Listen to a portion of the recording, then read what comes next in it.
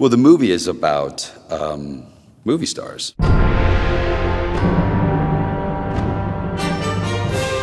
It's an old-school look at the loony bin of the movie industry. The human vulnerabilities are very exposed and magnified within the movie world. We have movie stars who are playing movie stars, and so they sort of bring their own movie star luminosity to the part of portraying and inhabiting the movie star. Thoreau! Ha!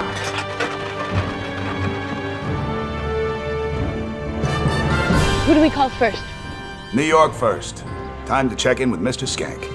Eddie Mannix, played by Josh Brolin, handles all the micro details of the actors' lives and makes sure that they conduct themselves in a way that would be appropriate for their position and for their fans. Yeah, having a child without a father would present a public relations problem for the studio. The aquatic pictures do very nicely for us. So you go and strap on a fish ass in Mariani Seslem. He creates safety in the bubble. That's the paternal side. Somebody who knows when to be stern. Now you listen to me, Buster. Nick Skank in the studio have been good to you and to everyone else who works here. If I ever hear you bad-mouthing Mr. Skank again, then it'll be the last thing you say before I have you tossed in jail for colluding in your own abduction. I wouldn't. Oh, no. Shut up. Yet he relays the fact that he cares about you, that he's gonna be here for you. You're gonna go out there and you're gonna finish Hail Caesar. You're gonna do it because you're an actor and that's what you do. Just like the director does what he does and the writer and the script girl and the guy who claps his sleigh. You're gonna do it because this picture has worth and you have worth if you serve the picture and you're never gonna forget that again. You just get the feeling that they're really making movies that they really enjoy. And that's special. There's a sort of underlying humorous delight in the comedy of humankind. They have a very deep appreciation for the craft of filmmaking. An army of technicians and actors and top-notch artistic people are working hard to bring to the screen our biggest release of the year. They're poking fun at themselves and the movie industry and the history of it and honoring it. Is it hard squeezing it like that? It's part of the job, miss. They kind of let you play on set. They know what they want, but they're open to suggestions. It feels kind of safe and fun. That's true. My whole goal is to make Joel and Ethan tell me to pull off, and they haven't really told me to pull off yet. I'm like, all right, I'm gonna do something crazy, and they were giggling, so I don't stop if they're laughing. I just keep the pedal to the floor. The one thing we've certainly never done is the synchronized swimming. I've never seen an Esther Williams movie, but they're so much fun to watch.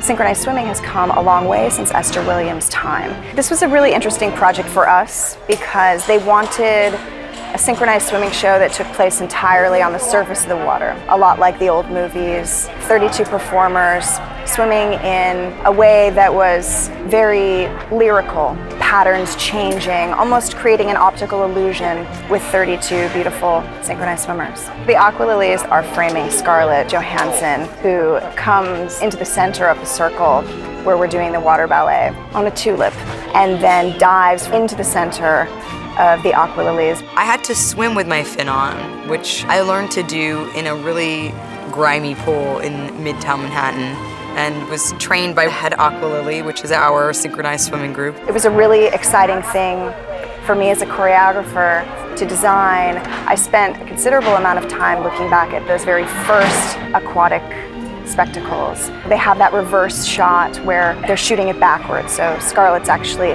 dry, and then she goes under the water, and then they'll flip that in post so that it looks like she's coming out of the water.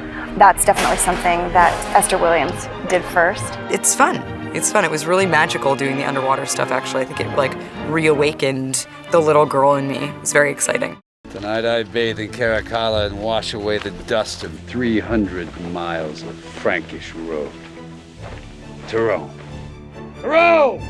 The character that I play is just a clueless movie star, which, I don't know, could never happen.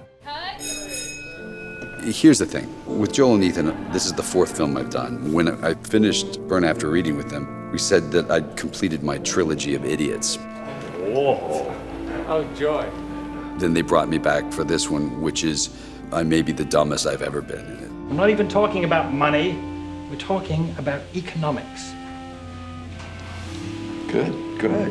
Sure. So, now, do I get a share of the ransom? No, Mr. Whitlock. The Coen brothers, who've made several films in this film. There's an amazing cowboy film. There's an amazing mermaid, Esther Williams, synchronized swimming film. And then there's Merrily We Dance. It is kind of this trip through all these different old Hollywood genres. It's complicated. It is a dream factory, and that's not an easy thing to finesse, to make a dream world, because this is a dream world made by humans, and they tend to be not so dreamy sometimes. Hey, did you like that video? Well, I've got some movie trivia for you. Did you know that, like Facebook, Star Wars was originally prefixed by the definite article the? Much cleaner without it, don't you think? For this and more movie facts, click on more videos, or for more trailers, click on the playlist.